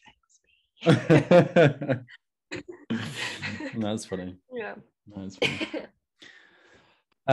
Okay, well that's all of them my end. Yeah, well, I don't have many from my end, so okay. It's quite easy, I think. Cool. Someone asked, I don't even know. Their name on Instagram is Leah_4. Oh, it looks like Ilya Andrea, but it has numbers in it. Okay. Asked, is it ever too late to start doing parkour? I'm 22 and have only started with calisthenics. I think 22 is fine. Yeah. Definitely not too late. I think what really you should be looking at is, what's your goal with parkour? Are you looking to become a professional? It's definitely not too late at 22. But your training might need to be changed in a way that gets you to your goal faster. So it's more of a question of, why are you doing parkour? But I don't, and then that will determine when it is too late, to say the least. But I personally think if you're doing parkour because it looks fun and a new way to get your exercise in, then no, I don't think there is a too late to start.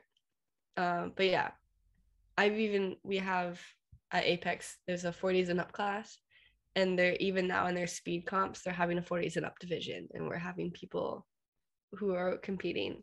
And I'm mentioning this because that's something that people thought I would, once I hit 40, why would I compete? I can't do that. And it's like, no, you can. It's just on a different playing field. So yeah, I guess my answer is no. It's not too late. On that note, quickly. Yeah, thank you.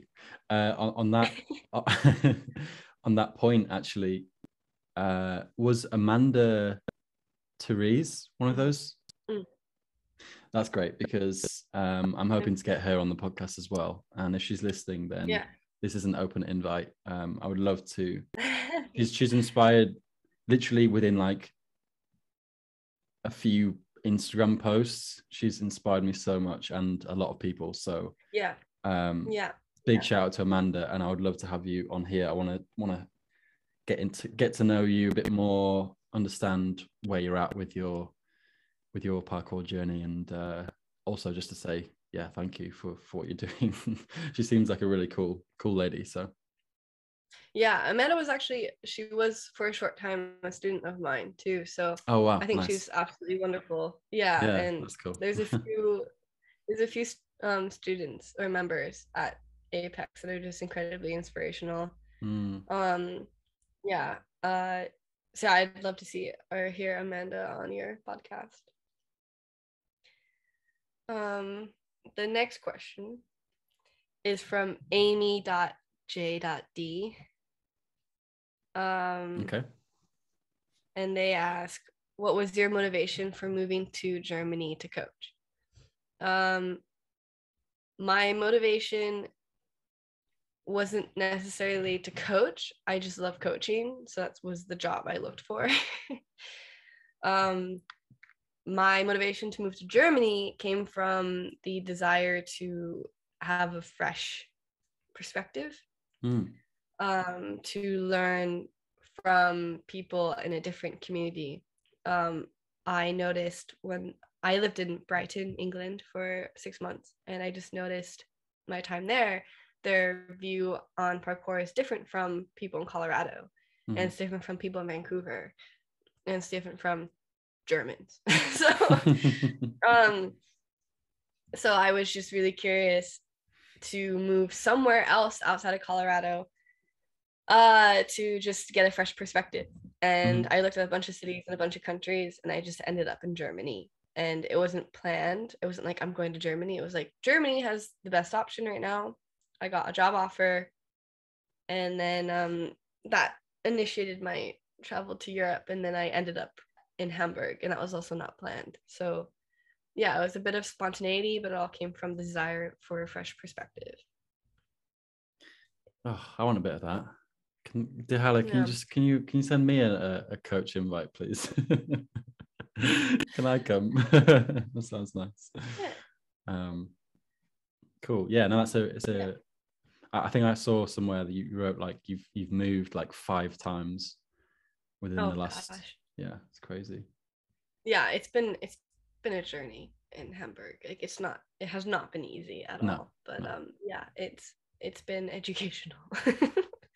Yeah, to say the least. So Amy had another question, and they said, what brings you the most joy within movement other than movement itself? What brings you the most joy within the movement? I love to move because it makes me feel good because of dopamine release from exercise. No, scientifically speaking, no. I just love the exploration of it. Definitely the problem solving of there's a space, what can I do here? How can I make it look nice? Or how can I make it feel good type thing. So obviously movement itself releases that good feeling, but the reason so does video games, but like I move because Genshin Impact. Does Genshin Impact. I enjoy movement because it gets me out. It's something that gets me outside, and it gets my mind working, it gets my body working, and it's my social time too. Like there's so much to movement besides the movement part that it adds value to my life. And that's my answer. Cool. Yeah. Any more questions? Anything to add, Sam? Well, this isn't about me. This is about you. So, Tobia Lucas. Sorry, I'm gonna botch these names. I'm sorry. How do you strengthen your ankle for bigger jumps? Well, I condition 3 times a week. And in my conditioning, it's full body, and I make sure to include plyometrics, so that helps. And my warm-ups, I think my warm-up actually saves my ankles a lot, because I do the thing where you walk on your toes in all 4 directions, and then you walk on heels, then you walk on the outside of your foot, and then the inside. And honestly, I think that's a must. Everyone should put in their warm-ups, because it really makes your ankles I think it just makes them stronger, to be fair. And people sometimes add weight to it and all these things, but yeah, I think I'm an advocate for adding conditioning into your life somewhere. Just some sort of exercise that's not just training, and then making sure your warm-up is very thorough and in hitting those areas and angles that you might hit in training. Yeah, that's my answer. Yeah, I do have a comment on that actually, Renae. So in my classes, we regularly do this thing called ankle breakers. The kids love it. So we do like the ankle warm-ups, and then I tell them all to go on the sides of their ankles as if they were breaking their ankles. and just walk around the studio, and they love that. They find it really funny, and nice. I think it can help as well, just with that kind of ankle stability and stuff. Because there's the whole like lift your toe up and do 10 circles one way, 10 circles the other. It just gets so boring. Like it's nice to, like, sometimes, like you said as well, we go onto our heels and we like run as fast as we can on our heels, like kind of old men just running around. It's good fun. And just trying to mix it up a bit. And I've taken bits from like the Russian Frog. I don't know if you know him, like his program and stuff. Just bits and bobs, because it can get pretty stale warm-ups. Getting your ankle used to being uncomfortable. Some of my kids like take it a bit too far, and they actually like try and jump around like on the sides of their ankles. I'm like, whoa, hang on, we're not actually trying to break our ankles. But they have fun. Are there any more questions, or is that okay, You sound so done. No, I more feel I could talk for ages. I feel I'm more guilty for taking up your time. Like it's a lot of effort for you. So Benyat from Spain, that's a friend of mine, asked, is there anything you miss from the Colorado community that's not present in the Hamburg community? I miss so as a foreigner who doesn't speak the language, or who didn't when I first came here, it was very, very difficult for me to insert myself and get a sense of community. I also came during COVID. So but I'm bringing this up because I think what I miss from the Colorado community is the sense of community, which is funny because I was talking about how Diahala is so good at it. But when I first came here, I think you can say there's a community without necessarily feeling like you are involved in that community. Yeah, sure. And unfortunately, for the longest time, I felt like that. I was like, obviously, everyone's vibing, but I just felt so removed from it. And I just felt like, it's partly because I was a foreigner and other like reasons. And I miss my Colorado energy. I just, when I went back there for Christmas, it was like I never left. It was so nice. And everyone once again is like talking and training, and we're all happy to see each other and train together, and I miss that.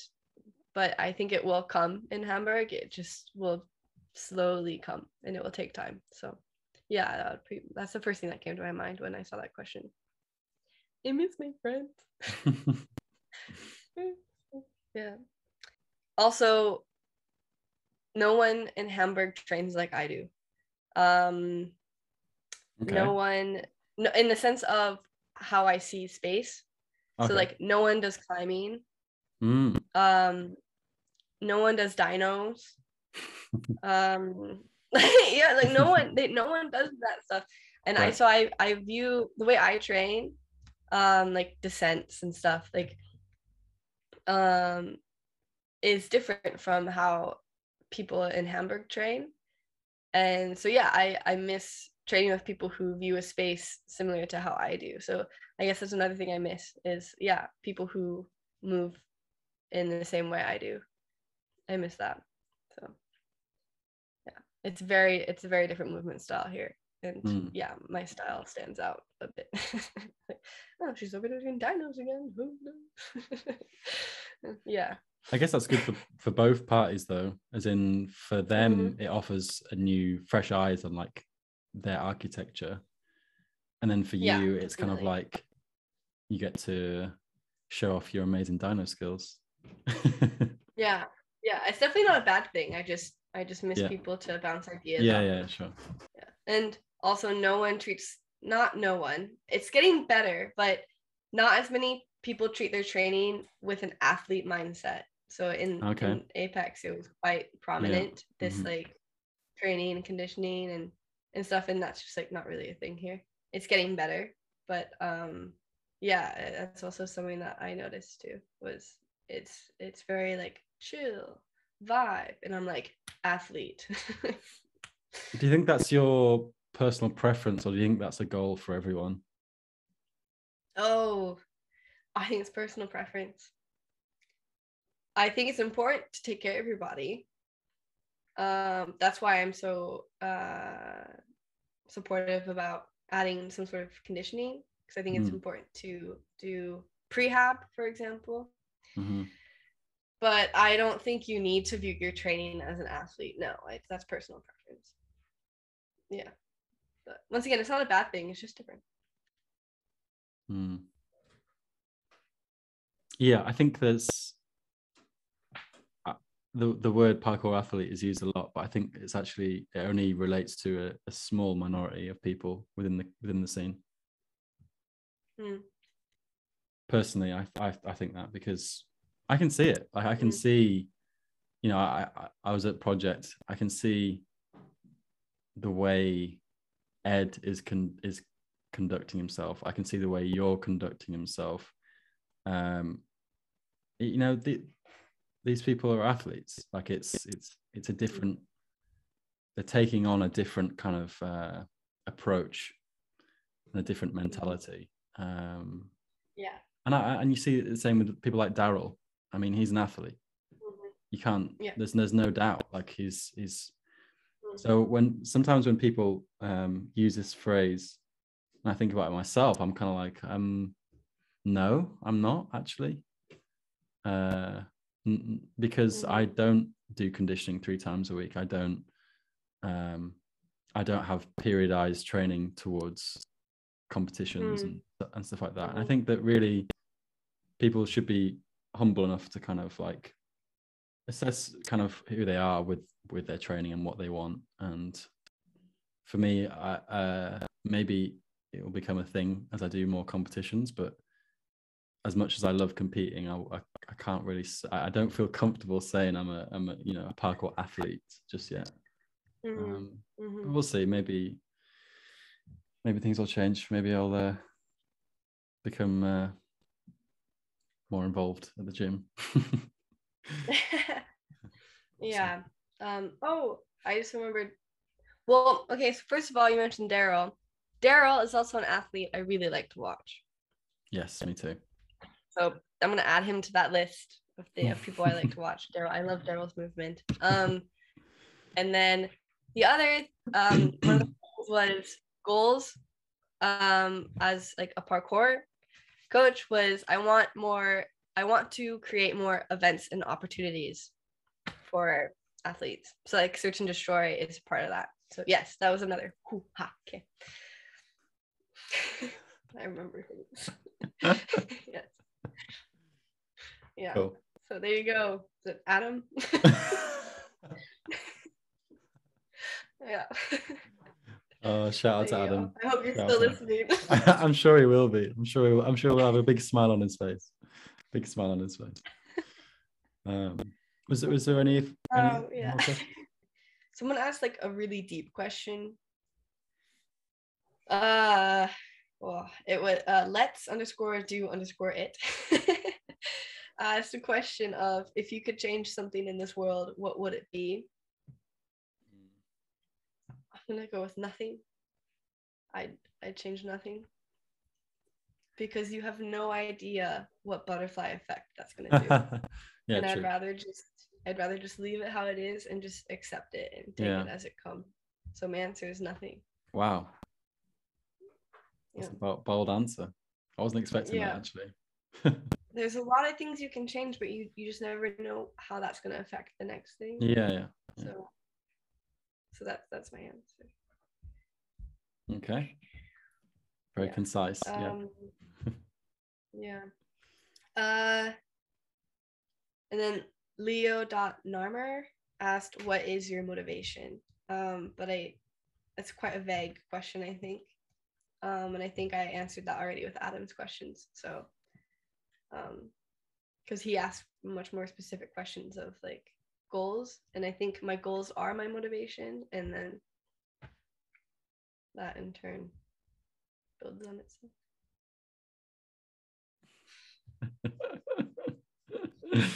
And that's all the questions I received. Okay. So, wow. yeah. I guess we'll wrap up there.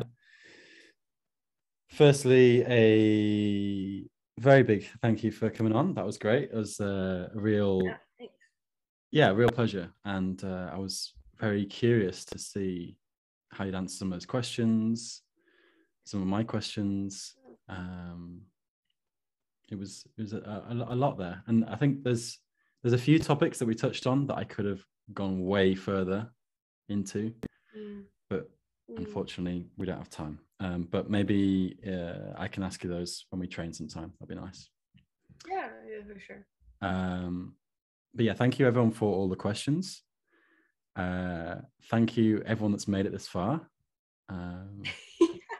If you we're almost on the record of Callum.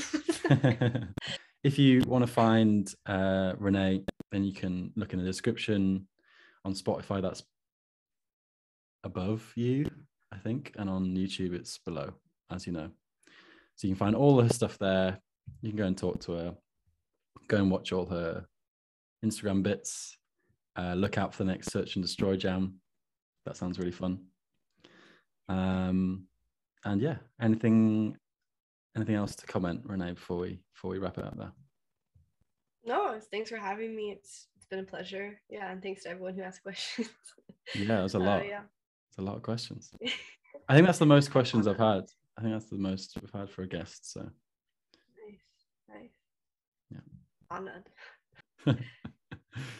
Cool. Okay, well, thank you so much. Thanks everyone for listening. See you on the next one. Thank you. So that's the end of the episode. Really hope you enjoyed it. Thanks for sticking around, whether you caught it on YouTube or Spotify. If you did enjoy it, hit subscribe on YouTube and you'll be updated with new episodes. Likewise on Spotify, you can hit follow. As always, I love hearing feedback, good or bad or ugly. So please get in touch, get involved. I want to be part of this community. I want to hear your thoughts. I put a lot of thought, care and work into these episodes. So if you really enjoyed it and want to support me and be a legend, then you can do so with the Buy Me a Coffee link underneath. This means you can give me some sort of donation, anything will do, and that will definitely energize me to make more of these podcasts and produce more content for you guys. Other than that, have a wicked day. Train hard, train safe, train soon.